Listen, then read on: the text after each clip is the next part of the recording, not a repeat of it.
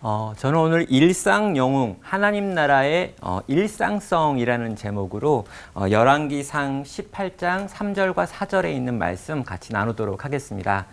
열왕기상 16장부터 이제 18장까지의 내용을 보면요, 우리가 익히 알고 있는 엘리야와 관련된 내용이 나옵니다.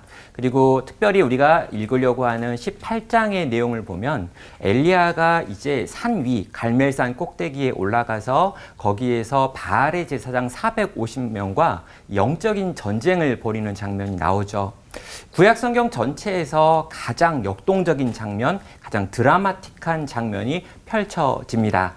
그래서 저는요, 오늘 엘리야 이야기를 하려고 하는 게 아니고요, 이 거대한 이야기 속에 들어있는 약간 이렇게 스쳐 지나가는 것 같은 인물, 오바댜라고 하는 인물을 같이 한번 살펴보겠습니다. 자, 도대체 왜 하나님은 이 오바댜라고 하는 인물을 우리 가운데 드러내시는 걸까요? 우리는 왜 이 인물을 봐야 되는 걸까요? 자, 오바댜의 등장을 보면요, 그가 얼마나 의외성을 가지고 있는가를 보게 됩니다. 18장 3절을 보면요, 아합의 왕궁 맡은 자 오바댜를 불렀으니 라고 말합니다. 자, 왕궁 맡은 자, 다시 2인자라고 하는 뜻을 가지고 있는데요. 지금 이 오바댜가 아합이라고 하는 악한 왕의 2인자였다라고 하는 걸로 그가 지금 소개가 되는 겁니다. 자, 아합의 최측근이었는데요. 이 오바댜에게 아합은 다음과 같은 명령을 내리죠. 지금 물의 근원이 말랐다. 그리고 다 지금 죽게 생겼다. 나에게 있는 짐승들을 먹일 수 있도록 지금 내가 가가지고 물 근원을 좀 찾아봐라 라고 하는 요청을 합니다. 이건 비밀 명령이었는데요. 이 아합 왕이 자기의 짐승들을 위해서 물근원을 찾겠다라고 하는 이 그의 바램은 너무나 이기적인 것이었기 때문에요. 3년 반 동안 기근으로 인하여 죽어가던 성도들, 사람들을 생각해 보면 절대로 이렇게 사람들이 좋아할 만한 이야기가 아니었던 거죠.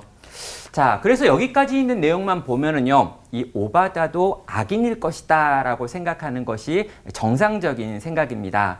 아합이라고 하는 왕 옆에 함께 일하고 있다면 그 역시 악한 사람일 것이다 라고 생각하는 게 일반적인 생각이기 때문인 거죠.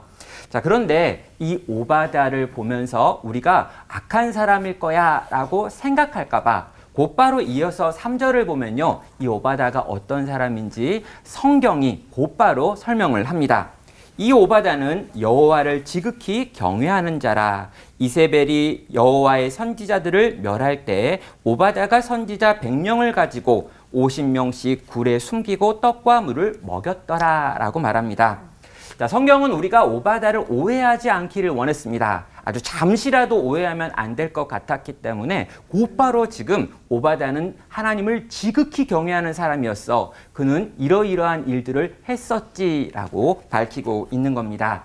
자, 오바댜가 어떤 일을 했느냐라고 보니까요, 이 이세벨이라고 하는 아합의 아내였던 악한 여왕이 지금 이 여호와의 선지자들을 다 죽여라라고 명령했을 때 여호와의 선지자들을 100명을 지금 구출해가지고 굴 속에 넣고 지난 3년여의 시간 동안 먹이고 입히는 일을 했었다라고 말하고 있는 거죠. 이건 굉장히 위험한 일입니다. 걸리면 다 죽는 거죠. 자기가 가지고 있는 지위를 잃을 것뿐만 아니라 자기의 생명과 자기의 온 가족의 생명까지 걸린 일임에도 불구하고 오바댜는 그 일을 했다라고 하는 것입니다. 여호와를 지극히 경외하는 사람이었기 때문에 그는 이런 선택을 했던 거죠. 자, 그런데 이 오바댜는요, 지금 엘리야를 만나가지고 굉장히 서운한 일을 경험하게 됩니다. 자, 물근원을 찾아가지고 돌아다니던 중에 엘리야를 만났죠. 그리고 이 엘리야를 만났는데요, 이 엘리야가 하는 말이 뭐냐면, 네가 가가지고 아합을 불러다가 지금 내가 여기 있다라고 하는 것을 보고하라 라고 하는 제안을 듣게 됩니다. 자, 엘리야도 오바댜를 보면서 아합 옆에 있는 인물이기 때문에 너는 그렇게 훌륭한 사람이 아니야. 너는 아합과 똑같은 사람이야 라고 생각하면서 아합에게 일러가지고 자기 생명을 위태하게 만들게 하는 선택을 하라고 지금 도전을 한 것입니다. 오바댜는요, 이 말을 듣고 너무나 서운해하지요. 왜요? 엘리야가 자기가 그런 신앙을 가지고 그런 일을 했다는 걸 전혀 몰라줬기 때문입니다. 13절은 이렇게 말합니다. 이세벨이 여호와의 선지자를 죽일 때 내가 여호와의 선지자 중에 100명을 50명씩 굴에 숨기고 떡과 물로 먹인 일을 내 주에게 들리지 아니하였나이까? 라고 그는 항변을 합니다. 내가 선지자를 100명이나 보호하고 있다는 걸 당신은 어떻게 모를 수 있습니까? 라고 지금 화를 내는 거죠. 여러분, 이건 알 수 없는 겁니다. 지금 엘리야는요 3년 동안이나 지금 이 아합의 군대를 피해가지고 숨어서 돌아다녔습니다. 그리 시냇가에 숨었고 사르밧 가부의 집에 숨어가지고 지냈다는 거죠. 자, 지금 오바다가 100명을 숨겼다라고 하는 내용은 절대 비밀이었습니다. 예, 오바다 그리고 아주 소수의 사람들만 알고 있는 극비에 속하죠. 그래서 엘리야가 그 이야기를 알아들을 수가 없고 이해할 수도 없고 생각할 수도 없는 영역이라는 거죠. 자, 그런데 왜 오바다는 지금 이렇게까지 화를 내는 걸까요? 이유는 엘리야가 하나님과 연결되어 있다라고 생각했기 때문입니다.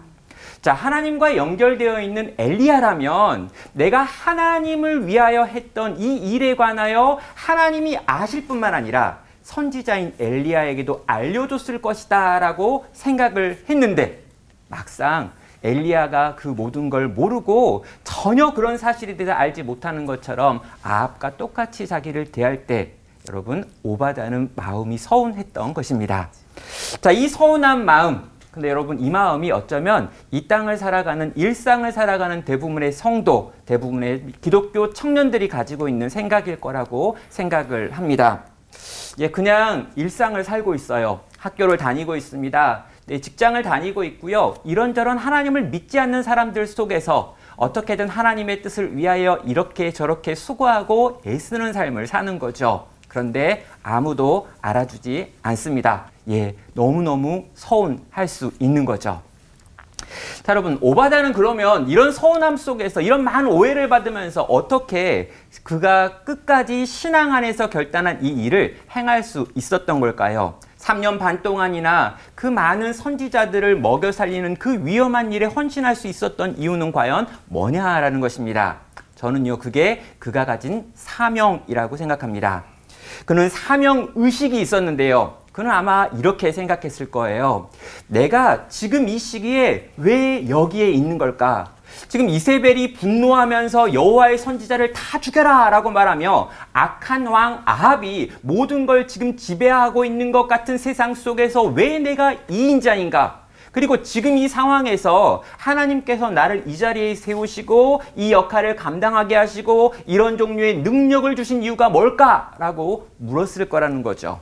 그리고 그 질문에 대한 대답이 바로 지금 네가 할 수 있는 대로 지금 저 죽을 수밖에 없게 된 선지자들을 살려내는 일에 헌신하라 라고 하는 명령이었을 거라고 생각합니다. 여러분, 이 말 듣지 않아도 괜찮습니다. 이 말에 순종하지 않아도 아무도 뭐라고 하지 않습니다. 오바다가 이 일에 자기의 인생을 건다 해서 뭔가 도와줄 만한 또 그게 이익이 될 만한 어떤 것도 없습니다. 그러나 그는 하나님께 물었고 하나님께 들었다라는 것이죠. 그래서 엘리야한테 이렇게 말하는 거예요. 엘리야가 지금 나를 잡으러 가라고 말해라 라고 했을 때 당신을 잡으러 가라고 아합한테 말해서 아합이 왔을 때 하나님은 당신을 지키실 것이기 때문에 아합이 당신을 못 잡을 겁니다. 그러면 아합이 날 죽이겠죠. 왜 나를 죽이려고 하십니까? 라고 말하는 거예요. 지금 엘리야요, 나는 당신의 말에 순종할 수 없습니다. 왜? 나한테도 사명이 있거든요. 하나님께서 내게도 무언가를 주셨단 말입니다. 당신은 하늘에서 불을 내리고 여호와의 선지자로서 말씀을 증거한다면 난 일상 속에서 내가 지켜내야 될 것들을 지켜내겠다고요. 그러면서 내 생명은 나의 생명이 아니라 100명의 선지자들의 생명과 연결되어 있는 생명이 있기 때문에 나도 죽을 수 없다고, 당신에게 사명이 있다면 나에게도 사명이 있다라고 말씀하는 것입니다. 사랑하는 청년 여러분, 예수를 주로 고백하는 하나님의 백성 여러분, 우리의 일상 속에서 나를 하나님이 왜 여기 이 자리 이곳에서 이 모양으로 세우셨는지 물으시길 바랍니다. 그리고 그 질문에 대답하시는 하나님의 목소리를 듣고 그 자리에서 믿음으로 사시길 바랍니다. 그렇게 살아가실 때 여러분의 일상이 하나님의 나라가 될 것이고요. 여러분을 일상의 영웅으로 하나님은 바라보시며 드러내실 것이기 때문입니다.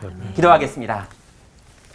사랑과 은혜가 많으신 하나님 아버지, 먼 곳에 있고 미래에 있을 하나님의 나라가 아니라 오늘 지금 내가 사는 이 땅에 임한 하나님의 나라를 살게 하옵소서. 아무도 알아주지 않는 곳에서 하나님께서 주신 사명을 따라 매일 믿음의 선택을 하며 살았던 오바다의 수고와 그 수고를 기억하신 하나님의 마음을 알게 하옵소서. 그리고 주님, 우리에게 주어진 일상의 삶을 오바다처럼 일상의 영웅으로 살게 하옵소서. 예수님의 이름으로 기도합니다. 아멘.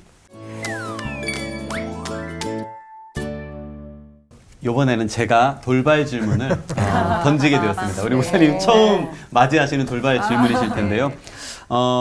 다 포기하고 싶던 청년 시절, 그럼에도 내가 지금 하나님 나라의 통치를 받고 있구나, 너무 놀랍다 하고 신기했던 적이 있었다, 없었다? 하나, 둘, 셋. 있었다. 있었다. 네. 있었다. 예스. 저는 이제 청년들한테 해주고 싶은 이야기 중에 요 비유 하나가 있는데요.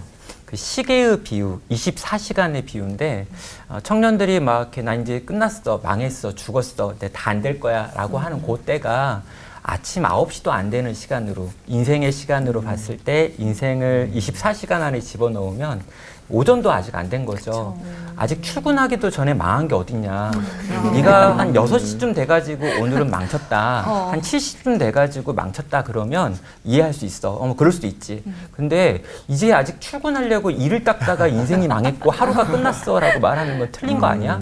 라고 말하면서 이제 제발 지금 우리가 뭔가 성공했다라고 말하는 것도 또 실패했다고 말하기에도 너무 어리다. 조금만 더 기회를 두고 하나님께도 기회를 주자라는 이야기 해주고 싶고요. 저는 제 어렸을 때 제가 말을 더듬는 이제 문제가 있었습니다. 심하게 말을 더듬어서 국어책을 소리내서 못 읽었거든요. 근데 저는 그때 국어책을 소리를 내서 못 읽어서 친구도 없고 사람들이 저랑 안 놀아주고, 근데 제가 이제 아주 시골에서 자랐거든요. 초등학교가. 근데 제가 나중에 커가지고 사역을 하면서 제가 사투리를 거의 쓰지 않는다라고 많은 분들이 이야기를 하시더라고요. 되게 신기했습니다. 왜냐하면 저희 동네는 굉장히 심각한 사투리를 쓰는 동네였거든요. 나중에 알고 보니까, 생각해 보니까요. 그때 내가 말을 심하게 더듬었고, 그래서 거의 말하지 않았던 것이 지금 내가 이런 이제 어떤 사역을 하는데 굉장히 유익하게 쓰여지고 있구나라고 하는 것도 봤던 것 같아요. 절대로 하나님은 그냥 내버려 두지 않으시고요. 하나님은 다양한 것들을 통해 저라고 하는 사람을 빚어오셨기 때문에 우리 청년들도 그렇게 빚어가실 거라고 믿습니다.